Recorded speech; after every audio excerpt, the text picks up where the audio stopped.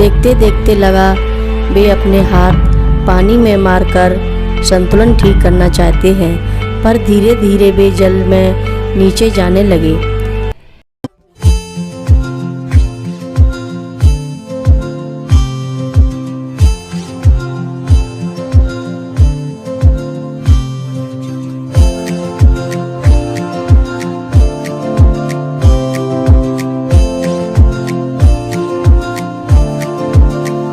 रक्षा सूत्र चैनल पर सभी भक्तों का स्वागत है। हम सभी भक्तों को महाराज जी की अद्भुत पावन कथाएं सुनाने जा रहे हैं। कृपया सभी भक्त ध्यान से सुनें। आज की कथा भक्त हरप्रिया की है। इलाहाबाद की घटना है। अन्य भक्तों के साथ मुझे भी महाराज जी विंध्यावासिनी माँ के दर्शनों के लिए ले गए थे।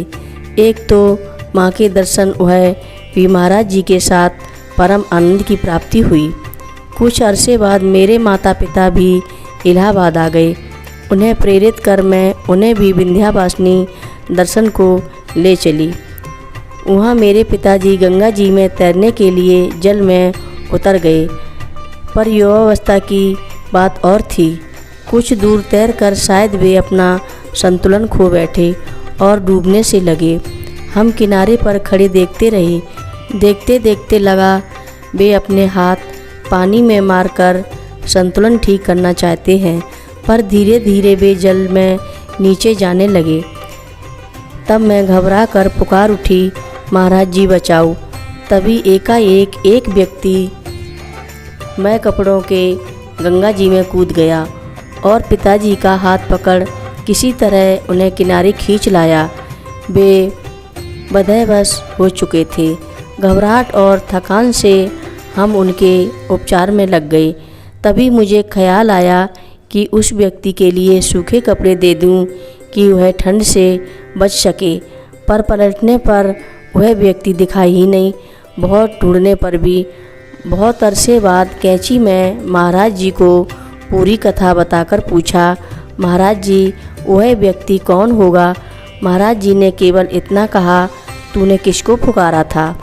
इतना ही कहकर महाराज जी ने स्पष्ट कर दिया कि वह व्यक्ति कौन था। एक बार हम कई महिलाएं उत्तराखंड के तीर्थों की यात्रा हेतु हरिद्वार पहुंच गई थीं, और जैसा हम करती आ रही थीं, कैंची धाम में, वृंदावन में तथा अन्य धामों में हम मुँह अंधेरे ही स्नान को निकल पड़ती थी। उस दिन समय का भी कुछ अनुमान नहीं रहा।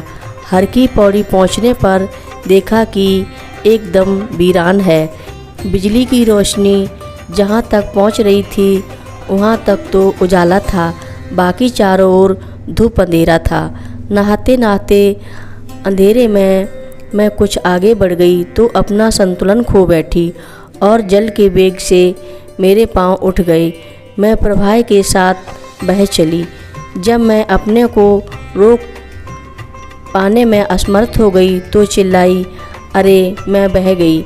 यह सुनकर साथ में आई अध्यापिका मुझे बचाने गंगा जी में कूद गई, पर एक तो जल प्रवाह का वेग और ऊपर से मेरे भारी भरकम शरीर का वजन कहाँ झेल पाती।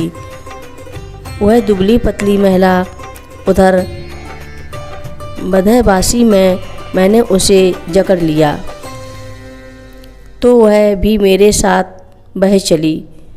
कुछ देर बाद मैं इतना पानी पी चुकी थी कि अचेत हो गई। चेतना लौटने पर पाया कि मैं पौड़ी से दूर पहले पुल के पास प्लेटफार्म पर पड़ी हूँ।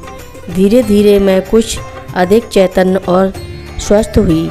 साथ की महिलाओं ने बताया कि हमको डूबते देख लीला भाई अब स्वर्गीय रोते हुए प्लेटफार्म पर बहाव की तरफ दौड़ती हुई चिल्लाती रही, महाराज जी हरप्रिया डूब रही है, बचाओ। तभी सहसा कंबल ओढ़े एक आदमी वहाँ प्रकट हो गया और उसने अपना कंबल फेंक पानी में छलांग लगा दी तथा थोड़ी देर में हम दोनों को किनारे खींच लाया।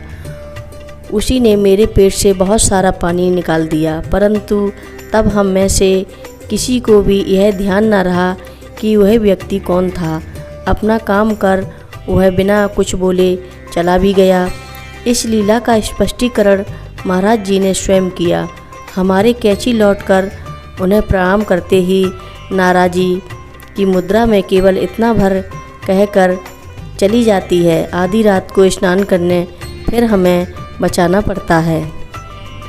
हर रोज़ महाराज जी की कथाएं सुनने के लिए रक्षा सूत्र चैनल को सब्सक्राइब करें, शेयर करें और लाइक करें।